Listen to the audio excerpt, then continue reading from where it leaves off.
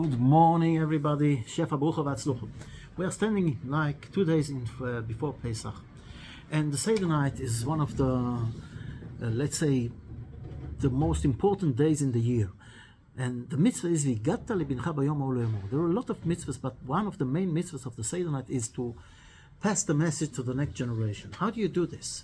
And in order to do it in the right way, the Agadah is telling us about the 4 sons. אחד רשע, אחד תם, אחד שאינו יודע לשאול, ואחד חכם. And when we look at the Agadah, we want to understand what it's all about. So first of all, to understand and realize it's all about emunah. It's to increase the emunah after we're getting used to it. And this is what, I don't remember if we talked about it, but maybe we'll talk about it shortly also again today, in order to understand what is really the clever guy, the chacham, what is he really asking? He is asking and he's saying, אין מקריבי, מה העבודה, מה החוקים והמצוות אשר ציווה השם אלוקינו אתכם? What did God order you to do? What are all those mitzvahs that you're doing? And if we look at it, first of all, it's very similar to the question of the Rasha. So, what are the laws that God gave you? Like, what is this all about? What is this job? What is this work to you? And it looks very similar. Here's what is this to you, and also the Rashas and what is. But there is a small difference. And the difference is that when we talk about the clever guy says, Hashem Elokeinu, our God, what did he tell you to do? But it doesn't take himself out. But the Rasha says, what is this job? Like, what is this job that you're doing? He's not talking about God. He's not mentioning it, and of course he's not mentioning it as his God. So this is first of all the difference between the Rasha and the Chacham. But we'll see in a minute that also the Rasha, the fact that he's sitting with us on the Seder night, is very important, and we have to know how to answer it. But let's look at the Chacham. The Chacham, what did they ask? What are those laws and things that God, our God, ordered you to do? What? Is the Chacham? He's a clever guy. He's wise. But this is a stupid question. What do you mean? What, you don't know? This is the thing that you have to know. But that's exactly the point. When we look at it and think about it, what is he really asking? And this brings us to the last parsha when we're talking about tzav. Tzav, what is tzav? You're ordering somebody to do this, and in last parsha they told us that you have to do it all the time. And we talked about it. I'm not going to talk about it again. I'm only going to talk with the context with the clever guy. The clever guy is really asking a very clever question. He's saying, I want to understand. Every day, few times a day, you to say it's Zecher Yetziat Mitzrayim. Zecher Yetziat, remember Yetziat Mitzrayim. So why do you need a whole night now to sit and talk about it? And I cannot understand this, he's asking. And this is a very clever question, because really, why do we need to sit a whole night after we're going through the whole year mentioning every day Yetziat Mitzrayim? And the answer is very simple. When you get used to something, you do it mitzvat anashim merumada. You don't even understand what you're saying. I'll ask you, how many times did you today mentioning Yetziat Mitzrayim? You would not know. You would not remember. And when we say Yetziat Mitzrayim, how do we do it? Also, with all the things that's happening around us, we might think that who is in control? And especially in the last time that we see all this war against the religion and then the religious people, and really it's horrifying and it's frightening. What's going on in this Medinat Israel, Eretz HaKodesh? What's going on here? Why is this all happening? And we might think that, no, God is not behind it. But God is behind it. And we have to understand at the end of the day, everything is going to be for the best. And this is a very big problem. What we have to see in the other guy, the good. And that's the idea of the 4 sons. 4 sons are 4 different opinions, are 4 different midot, are 4 different attitudes in life. Not only those 4 sons are sitting in front of you on the Seder night, it's the whole population. That's the way. You have those that are in an aspect that are clever. You have those that are innocent. You have those that don't know how to ask. You have those that are Rishaim. But Rishaim doesn't mean that we throw them away. It's like this morning, I just talked about a story about the Chafetz Chaim. You see, the Chazal tell us, "Evei mekabel kol panav b'seder panim yafot." You have to accept everybody with a good face, with a nice face. How can you do this? You see, this guy is an evil guy. He does a lot of bad things, and I have to smile to him and לקבל אותו בסבר פנים יפות? How can I do this? So the idea is, look at him as a whole thing. Don't look at the bad things. Look and find the good things. And in everybody you can find something good. Talking about the Chafetz Chaim, I want to tell you, it's a very famous story that, you know, in the old times when in Russia, with the Tsar, they used to kidnap kids, Jewish kids, and take them to the army and raise them in the army camps and to make them soldiers. And after many, many years, they released them. And one day Chafetz Chaim sits in a place and he sees this guy, and he's really very strong guy, tough guy, and he's talking dirty, and he's shouting, and he's screaming, and really behaving in the worst way you can behave. So Chafetz Chaim says, "What's this? What was this? Oh, don't ask this guy. He was in the Tsar's, in Nikolai's army, and he's rude, and he's." Chafetz Chaim heard it, and he went to him, and everybody was looking, were frightened. What's going to happen now? What is he going to do to him? What's going to be? And he comes to him, holds his hand softly, and says, "I envy you." The guy looks at him. What is this? Like Chafetz Chaim was a small guy. What does he guy? This was a tall guy, big guy, tough guy. And he looks at him, and you know, in a minute you think that what is he going to do to him? And Chafetz Chaim says, "I envy you. You know, I heard that you've been in the Tsar's army, and they raised you like a goy, and you still kept your Jewishness. You know, people die on Kiddush Hashem, but you live on Kiddush Hashem. Wow! After all those years, you still stay being a Jew. You're still a Jew. You still keeping yourself as a Jewish guy. Wow! I envy you. I want my share in Gan Eden, in paradise, to be with you in Gan Eden." The guy looks at him, and at the beginning he looks at him. What's this crazy guy? And suddenly those words went into him, into his heart, and he started crying. And from this day on, he changed his ways. This is the Chafetz Chaim. Yeah, he is a great guy. But we have to learn from this. Also in the business field. Let's say you come to a meeting, a very important meeting with somebody. How are you going to open the conversation? So you go through the you see that let's say he donates something to this group of people, or this did something good, and you have, you know, normally they put all those certificates on the walls, all those tu'udot, and you come in, wow, I saw that you donate to this and this amuta. Wow, what a great guy you are.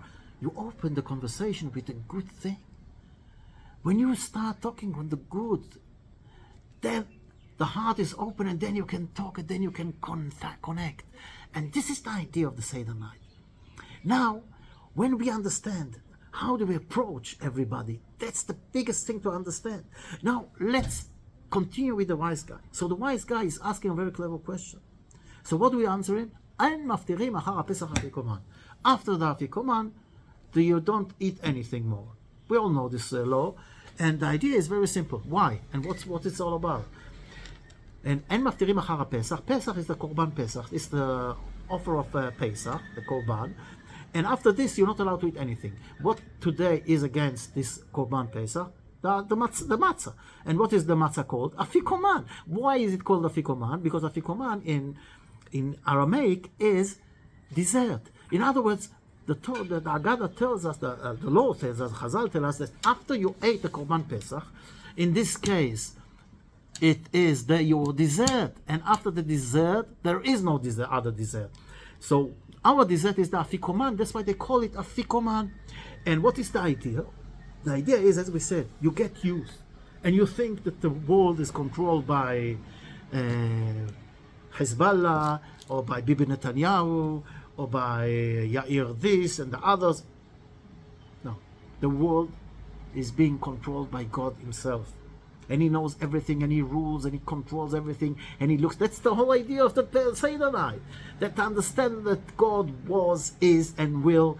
God is the only one. There is nobody else, and He looks after each one of us in Hashgacha Pratit, privately, like we are His only child. This is the whole idea of the 10 plagues. This is the whole idea of the story of Yetziat Mitzrayim. And this is the whole story of the Seder night. So what do we say to the Chacham? Say, we get used to things. That's why when we end this evening, we go with the taste of the Korban Pesach. To remember that God is behind everything. To remember, and with this memory, we go to sleep. So we wake up with the same memory to go on through the whole year. A clever question and a clever answer. So let's go to the Rasha. What did we say about the Rasha? The Rasha, like it looks, what is this job? So we, if you have been that, it looks like, well, we're throwing him out of the house. Says the Rav Ezrachi, a beautiful thing. We're not throwing him out of the house. This is the most stupid thing to do, to throw him out of the house. And I talked about it this week. How should we behave with somebody of our children that it doesn't go in the right ways? The Rav Uri Zohar, Zecher Tzadik Livracha, he said, you have to understand and realize that he did tshuva around, I think, the age of 40. And he says that Rav Zilberman or somebody, he helped him to go see the right way. And he says, why didn't it come before? And he says, I know a guy that till the age of 40, if a Talmid Chacham came to him, he says, I will bite him as a donkey. And today, all our Torah is from this guy. He's this guy, Rabbi Akiva. Only at the age of 40 it changed. Before this, he was, you can call it a Russia. And he changed. So this is what we have to put in our mind. Says Rav Uri Zohar, Zecher Tzadik Livracha, says, if this Rab would have come to me when I was a young boy, I wouldn't even listen to it. But this was the right moment, the right time. And you have to understand the way you look at things. Like he says, he had a meeting with a young boy that he was from a Haredi family, but when he was learning in the yeshiva, he was sleeping the whole day. And they throw him out. So when there is a special yeshiva, today I think there are a few, that are for those kind of boys that are not really going with the normal line. So the Rabbi Zohar is asking, what is the difference between this yeshiva and the other yeshiva? He says, there's a big difference. Say, well, tell me, what's the big difference? You're sleeping there, and I understand you're sleeping also here. Well, no. In that other yeshiva, when I was waking up and laying tefillin before the shkiah, before the sun goes down, this is the last moment you can lay tefillin, they were shouting, he says, Rasha, be ashamed of what you're doing. This is when you lay tefillin, the whole day sleeping. He says, and what is happening in this yeshiva that you are now? See, in this yeshiva, when I do the same thing, and I'm laying tefillin before the shkiah, they say, whoa, what a tzaddik you are. It's so important for you to light tefillin. And this is exactly the approach. If you know how to approach the guy, you come with a positive way. So then you can change everything. So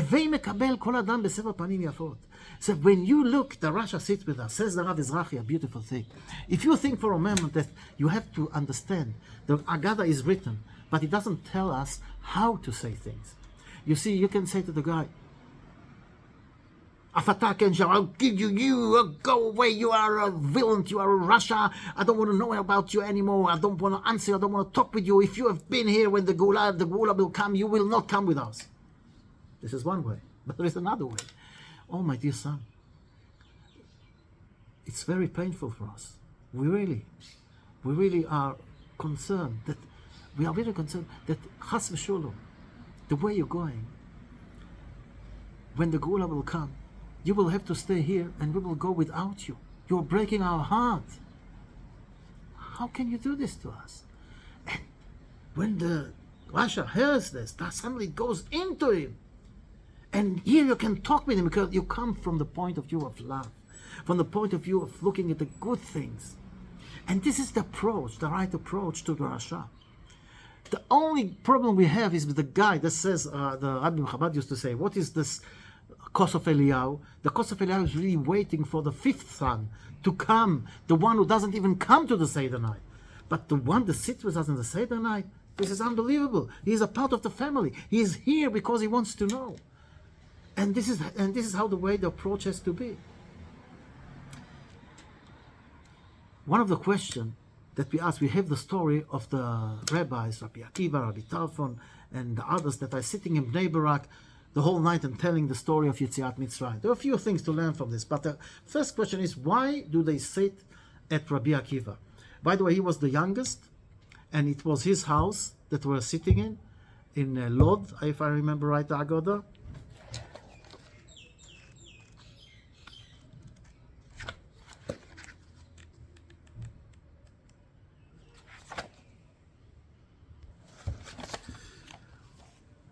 מעשה ברבי אליעזר, ורבי יהושע, ורבי אלעזר בן עזריה, ורבי עקיבא, ורבי טרפון, שהיו מספרים בבני ברק, in בני ברק they were sitting, והיו מספרים מצד כל אותו הלילה. Why is רבי אליעזר, רבי יהושע, רבי אלעזר בן עזריה, ורבי עקיבא, and sitting at the house of Rabbi Akiva, which is in Bnei Brak? He was living there. And he was the youngest, from what I understand, and they were his rabbi. What did they do there?